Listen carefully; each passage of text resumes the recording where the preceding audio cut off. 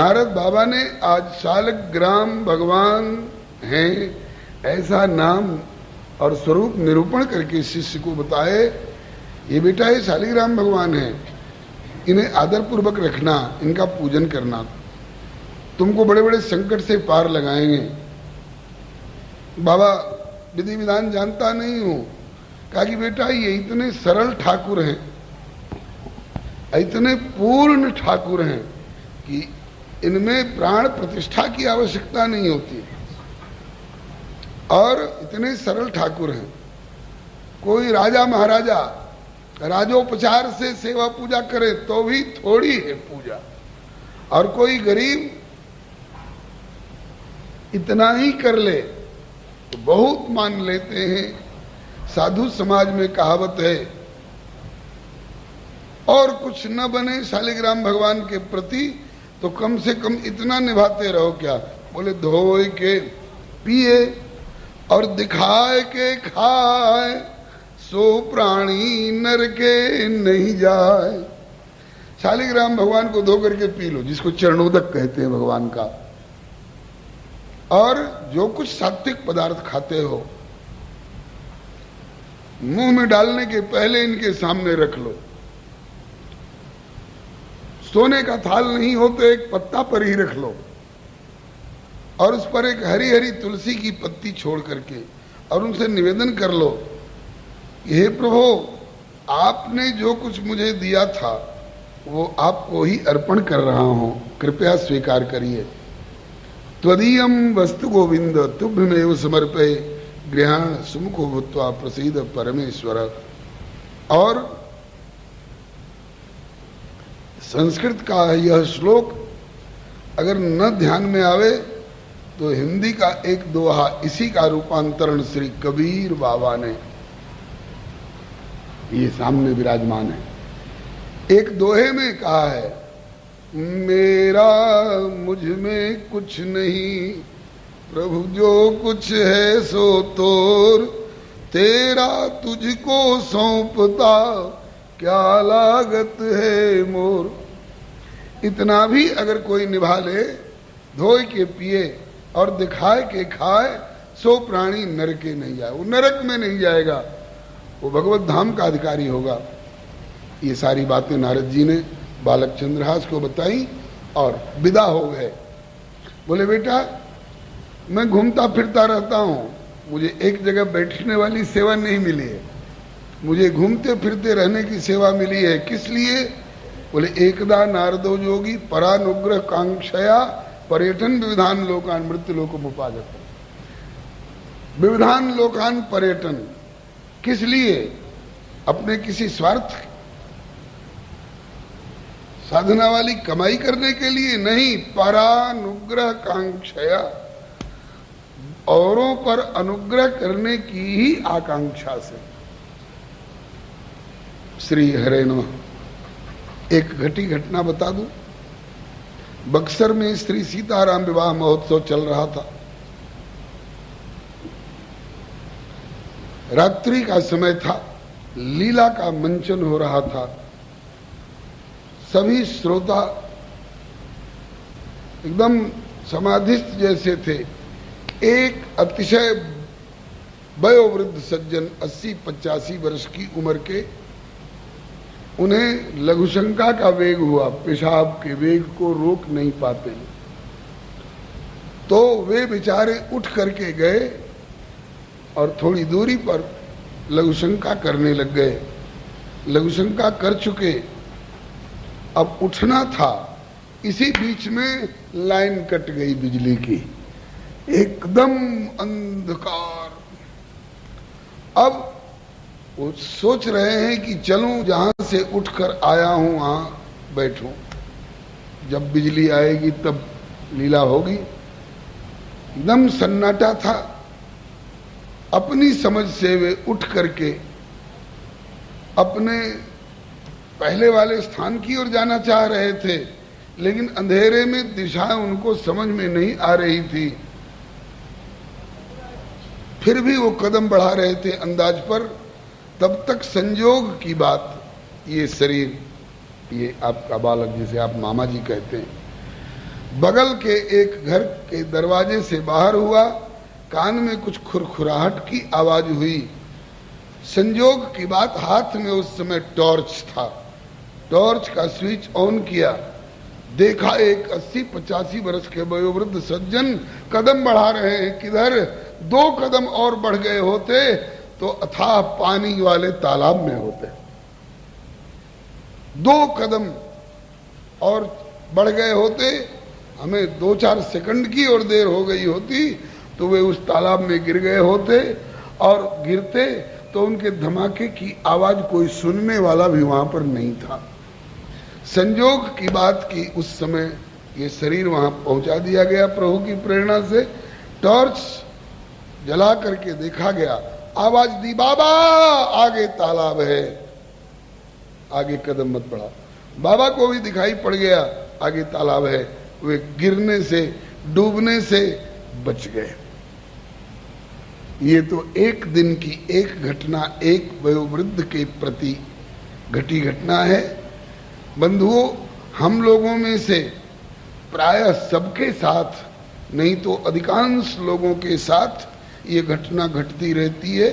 हम जीवन पथ के घोर तमोगुण वाले अंधकार में, खास करके इस कलयुग में, अंदाज पर कदम बढ़ाते चल रहे हैं, समझ नहीं पाते हैं। हम काम की दिशा में, क्रोध की दिशा में, लोभ की दिशा में, हिंसा हत्या की दिशा में, अहंकार ईर्ष्या द्वेष की दिशा में कदम बढ़ाते बढ़ाते कितने गहरे भवकूप में गिरेंगे, कोई निकालने वाला नहीं मिलेगा। हम कदम बढ़ाते जा रहे हैं। ऐसे समय में अगर कोई टॉर्च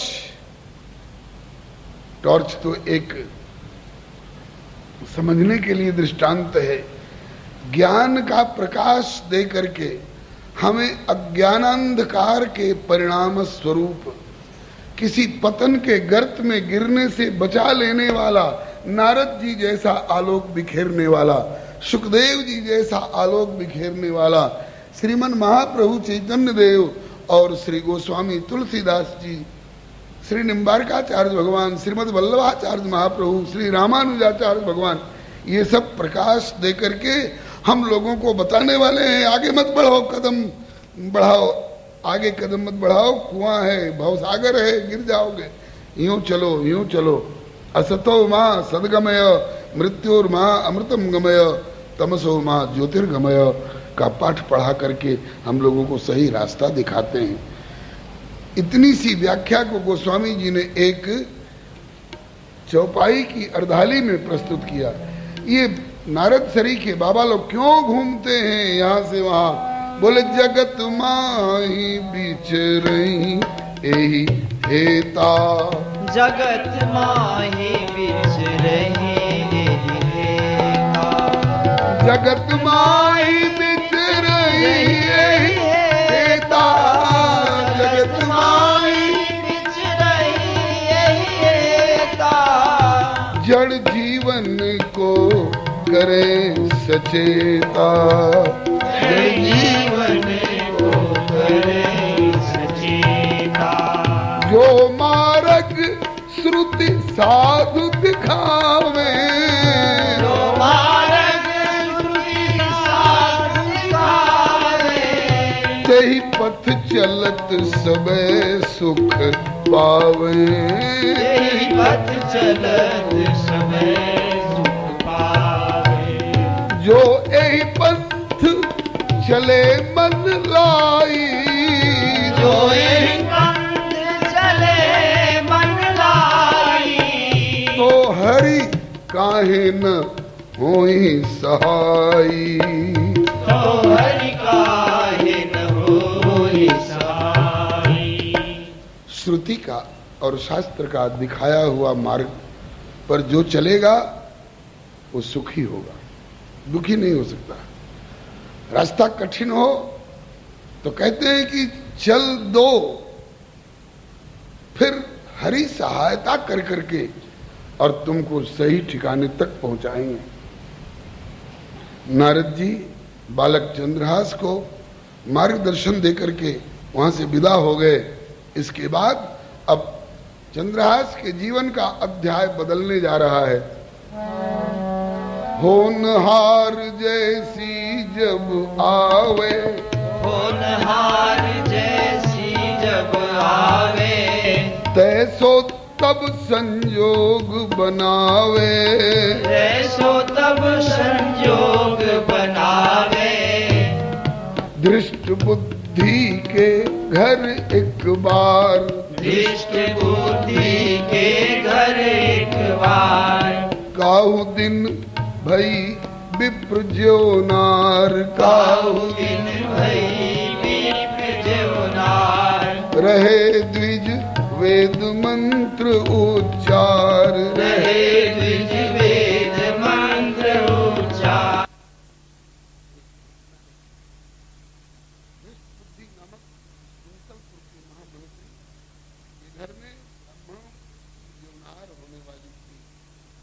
भोज होने वाला था।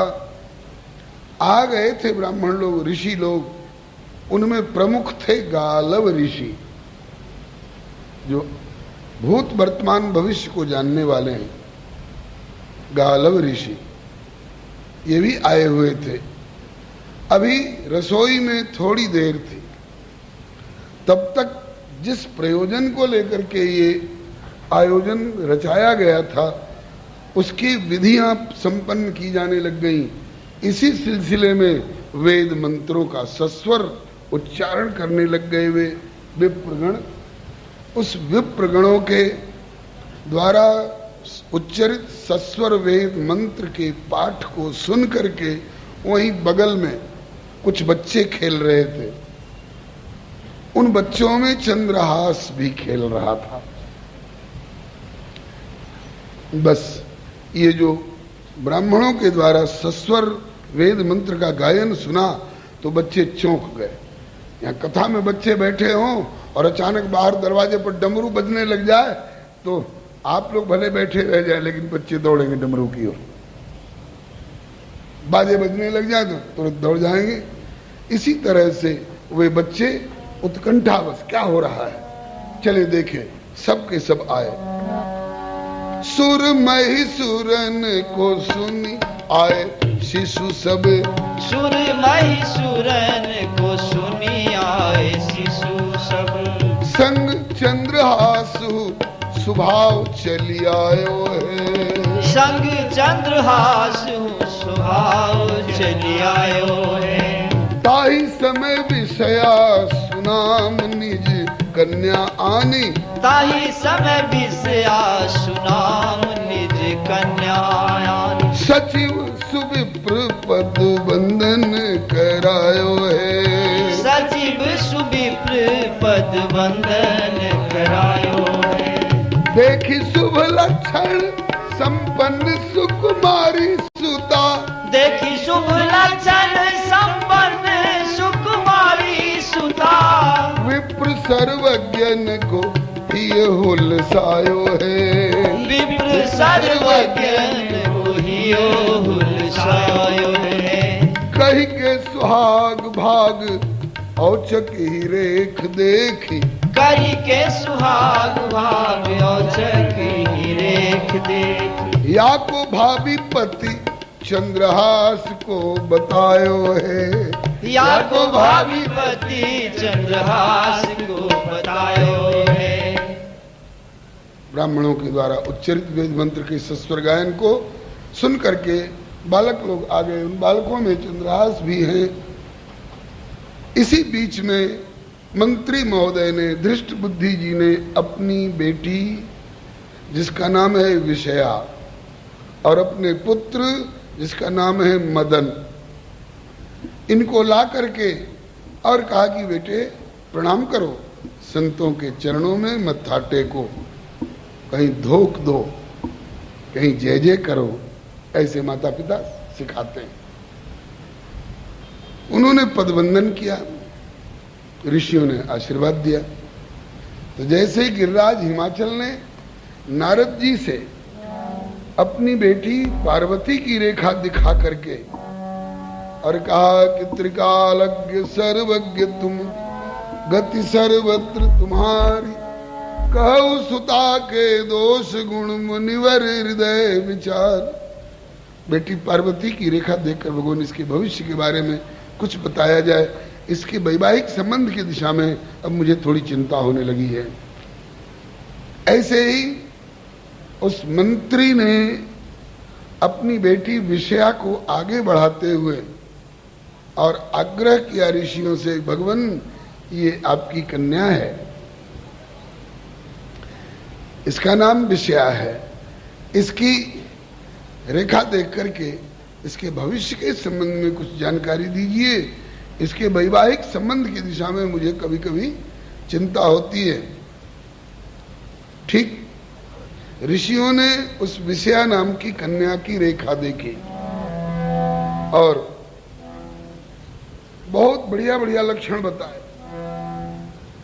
रेखाएं अनेक प्रकार की आती रहती हैं हम लोगों के सामने, लेकिन इतनी बढ़िया रेखा हमेशा नहीं आती है। विषया तुम्हारी ये विशेष भाग्यशालिनी है, विषया तुम्हारी ये विशेष भाग्यशालिनी है। प्यारी हुए रहेगी अपने पति प्राण प्यारे की, प्यारी हुए रहेगी अपने पति प्राण प्यारे की। प्रभु की कृपा ते आको अचल सुहाग भाग, प्रभु की कृपा ते आको अचल सुहाग भाग। रहे छत्र छाया सदा शंख चक्रवारे की, रहे छत्र छाया सदा शंख चक्रवारे की। मंत्री जी, आपकी ये बेटी बड़ी भाग्यशालिनी है, अतिशय भाग्यशालिनी है। अपने पति की बड़ी प्राण प्यारी होकर के रहेगी और इसका सुहाग अचल होगा और शंख चक्रधारी भगवान श्री हरि की इस पर सतत कृपामयी छत्र छाया बनी रहेगी। ये तो बड़ी अच्छी अच्छी बात आपने सुनाई। अब इसके विवाह के संबंध में थोड़ा बताइए। बोले कि होवे गो अचानक विवाह अनायास, किंतु होवे गो अचानक विवाह अनायास, किंतु पड़ेगी जरूरत थोड़ी तुम्हारे इशारे की, पड़ेगी जरूरत थोड़ी तुम्हारे इशारे की। बिगड़ी तुम्हारी हूँ बनेगी सभी भांति अंत, बिगड़ी तुम्हारी हूँ बनेगी सभी भांति अंत। बीच बीच थोड़ी उलझन विचार मत न्यारे की, बीच थोड़ी उलझन विचार मत न्यारे की। इसके विवाह में आपको ज्यादा प्रयास नहीं करना पड़ेगा, अनायास विवाह हो जाएगा, बहुत बढ़िया विवाह होगा, अनायास होगा। हाँ, आपके थोड़े से इशारे की जरूरत होगी, भविष्य का संकेत कर, आपके किंचित इशारे की जरूरत पड़ेगी। हाँ, चूंकि आप इसके और इसके पति के विचार से थोड़ी भिन्नता रखने वाले होंगे, इसलिए आपके विचार की भिन्नता के कारण आप कुछ उलझन में पड़ेंगे। दूसरे के विचार की भिन्नता के कारण नहीं, अपनी विचार की भिन्नता के कारण आपके सामने कुछ उलझन आएगी, किंतु उस उलझन का भी समाधान हो जाएगा, बहुत बढ़िया वो उलझन सुलझ जाएगी और अंत में आपका भी बहुत बड़ा भला होगा। इस बेटी और इसके भाभी पति के माध्यम से आपका बहुत बड़ा कल्याण होगा। इतनी बात तो बताई विषया नाम की बेटी के बारे में। मंत्री के पूछने पर, जिज्ञासा करने पर, लेकिन बालक चंद्रहास बताया जा चुका है कि पहले से बच्चों के साथ खेलता हुआ वहां आकर के खड़ा हुआ है और बच्चे भी खड़े हैं, वो भी खड़ा है। इस बच्चे के बारे में पूछने वाला कौन है? अरे छूछा, तुम्हें कौन पूछा? तो छूछा वाला। समय दशा कुल देख के सब लोग करत सन्मान, घड़ी छड़ी छाता टोपी कार की संपन्नता देखकर आइए आइए विराजिए, ठंडा लीजिएगा कि गर्म लीजिएगा, सब पूछने वाले होंगे। लेकिन इस अनाथ कहलाने वाले बालक, जिसको एक कुर्ता भी नहीं है, जिसकी जेब में शालिग्राम जी को रखे, इसके बारे में पूछने वाला कौन है कि जरा इस बच्चे की भी रेखा देखिए, कुछ बताइए। इसके बारे में जिसके कर कमलों में नारद जी जैसे गुरुदेव ने इस बालक का हाथ सौंपा है, वो प्रभु मुखरित हुए कहां? गालव ऋषि के अंतःकरण में, भीतर में, और प्रेरणा किए। अचानक गालव ऋषि की दृष्टि उस बालक पर गई। होनहार वीरवान के होत चीकने पात, वो ऊंचा ललाट, वो घुंघराली अलकावली, वो आकर्णांत विशाल कमलवत दीर्घ नेत्र, वो आजान लंबित भुजा, लक्षण देख करके बलिहारी अनुमान किया गालव ऋषि ने, ये तो कोई राजकुमार मालूम होता है, ये तो भविष्य में कोई चक्रवर्ती पद प्राप्त करने की क्षमता रखने वाला कोई सुपात्र है। तो लक्षण राजकुमार के चंद्रहास के अंग, दूर ही ते लख द्विजन के उर में उठी उमंग। रोक नहीं सके। बालक निकट बुलाए के, बहुत से बच्चे हैं खड़े, किसी को नहीं, उसी जिसको दुनिया अनाथ समझती थी उस बालक को निकट बुलाया, जिसका अपना कहने वाला कोई नहीं। सुन चुके हैं उसके भगवंत होते हैं, और जिसके भगवंत होते हैं तो भगवंत के अभिन्न रूप संत उनका प्रतिनिधित्व करते हैं। संतों ने, गालव ऋषि ने विशेष करके बुलाया, बेटा इधर आना।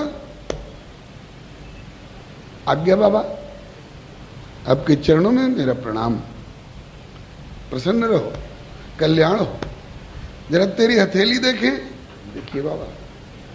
बालक ने अपना हाथ आगे बढ़ा दिया, बड़े गौर से देखा। विषया की रेखा देख चुके थे, चंद्रहास की रेखा देखते ही और तुरंत उनको आभास हो गया कि जिस अपने भाभी जमाई के प्रति उत्कंठा है इस मंत्री धृष्ट बुद्धि को, वो तो यही है। बस बालक निकट बुलाए के, निरख भाग्य की रेख, कहे सचिव सो कि राखियो या पे ध्यान विशेख। मंत्री जी, आज्ञा मुनिनाथ, इस बालक को आप जानते हैं? नहीं महाराज, राजधानी है, बहुत सारे बच्चे, मैं किसको किसको पहचानूंगा, मैं नहीं जानता। तब तक विषया का भाई मदन, मंत्री का बेटा, उसने कहा कि पिताजी आप नहीं जानते, मैं जानता हूं। आप भी जानते हैं, आपके दिमाग से बात निकल गई है। ये कौन है बेटा? ताकि केरल देश से आकर के एक दासी अपने आंगन में कुछ दिन रही थी। हाँ हाँ रही थी, सेवा करती थी। बोले हाँ। उसके साथ एक बच्चा था। हाँ हाँ एक बच्चा था, उसका नाम, बोले चंद्रहास नाम था। बोले वही तो है ही है। मदन ने बताया ये चंद्रहास है। अच्छा ठीक है ठीक है, ध्यान आ गया। मुनिनाथ, इस बालक की ओर इतने बालक खड़े हैं, किसी की तरफ ध्यान नहीं आपका गया और मेरा ध्यान नहीं आपने आकृष्ट कराया। इसी बालक विशेष के प्रति मेरा ध्यान आप क्यों आकृष्ट करा रहे हैं? और ये क्यों कह रहे हैं कि इसका विशेष ध्यान रखना? ऐसा क्यों कह रहे हैं? कहा कि खुलकर बताना पड़ेगा। जानना चाहते हो? हाँ हाँ महाराज, बात चल पड़ी है तो बताइए, नहीं तो मन में पता नहीं कैसे कैसे शंकालु भाव उठते रहेंगे। बताइए। महात्मा ने खुलकर बता दिया, यही गहे गो समय पर तब कन्या को हाथ, और कुंतलपुर को कबहू करी है यही सनाप। यह बालक आगे चल करके आपकी कन्या विषया का पाणी ग्रहण करेगा। ये आपका भावी जमाई है। इतना ही नहीं, जिस राजा के मंत्री पद पर आप अभी विराजमान हैं, वो हो सकता है राजा भी कभी अपना उत्तराधिकारी के रूप में इसको मनोनीत करके और कुंतलपुर का राजा घोषित करे। कुंतलपुर को सनाथ बनाएगा, कुंतलपुर को अनाथ होने से बचाएगा। अब तो मंत्री घबरा गया। हैं? ये आप क्या कह रहे हैं? कहा कि जो लिखा है सो कह रहे हैं बांच के। कहा कि नहीं नहीं, ऐसा नहीं हो सकता। गालव ऋषि बोले कि ऐसा ही होगा और हो करके रहेगा।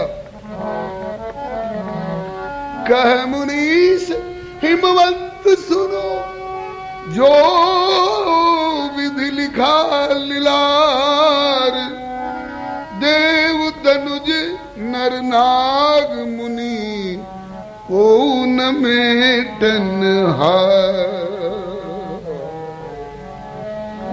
को न मेटन हार।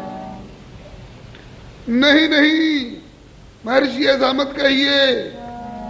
कहा कि वृथा न हो देव ऋषि वाणी, वृथा न हो देव ऋषि वाणी, अथवा देवी न होई मुधा मुनि भाखा, देवी न होई मुधा मुनि भाखा। आजकल के विचारक लोग पहले विचारेंगे अर्थ और फिर उसके बाद शब्द योजना गढ़ेंगे कि इसको किस रूप में व्यक्त किया जाए। लेकिन पहले के ऋषि लोग ऋषिणाम पुनराद्यानाम वाचम अर्थोनुधावती, वो अर्थ सोचकर कोई लेख लिख करके और सभा में सुनावे नहीं।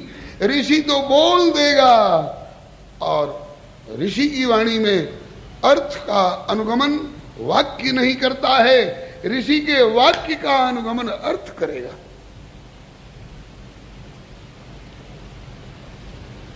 यदुवंश को शाप ऋषियों का बहुत प्रख्यात प्रसंग है। सांब को नारी सुलभ श्रृंगार से सजा करके यदुवंशी राजकुमारों ने कण्व ऋषि, बृहस्पति जी, विश्वामित्र जी, दुर्वासा जी, अंगिरा जी इत्यादि बड़े तेज स्वभाव वाले ऋषि लोग हैं, इनके सामने ले गए। महाराज ये खानदानी घर की भद्र महिला है, गर्भवती है, जानना चाहती है कि मेरे गर्भ से पुत्र होगा कि कन्या। सुना है आप लोग ऋषि हैं, भविष्य जानने वाले, पूछने में इसको स्वयं संकोच हो रहा है, इसलिए इसके बदले में हम लोग जिज्ञासा प्रस्तुत कर रहे हैं। जरा बता दीजिए कि इसके पेट से पुत्र निकलेगा कि कन्या निकलेगा। संत समाज में कई तरह के लोग होते हैं, कोई ऐसे भी होते हैं कि सममान निरादर आदर ही सब संत सुखी विचरंती मही। कोई ऐसे भी होते हैं, किसी ने कहा कि बाबा हम हैं बड़े टेढ़े, बाबा कहते हैं बेटा हम तुमसे भी टेढ़े, तुम्हारी बड़ी भारी योजना हमारा बाल बांका नहीं कर सकती है, और हमारा एक हुंकार तुझे रसातल में पहुंचा सकता है। ऋषियों से मखौल करने चले। ये नारी है, पुरुष को नारी सुलभ श्रृंगार से सजा करके लाए हो, इसके गर्भ है इसके गर्भ में पुत्र अथवा कन्या है? नहीं। जितना कपड़े लपेट करके लाए हो पेट बढ़ाने का नाटक करके, इन कपड़ों को हटाओगे तो न उसमें से पुत्र निकलेगा न कन्या निकलेगी, उसमें से एक लोहे का मूसल निकलेगा जो यदुवंश का संहार करेगा। अब लोहा का मूसल निकलेगा कि नहीं निकलेगा ये ऋषि को सोचना नहीं है, तो बोल दिया लोहे का मूसल निकलेगा। मूसल नहीं उसमें लपेटा गया था, लेकिन ऋषि ने बोल दिया तो वो होकर के रहेगा। और कपड़े हटाए गए तो लोहे का मूसल निकला। बोले कि अब क्या करना चाहिए? बोले इसको चूर्ण करके रेती से रेत कर समुद्र में फेंक दो, न रहेगा बांस न बजेगी बांसुरी, न मूसल रहेगा न संहार करेगा। कहा कि वही काम हो रहा है, एक रहेगा तो एक का, दो का, चार का संहार करेगा। और जितना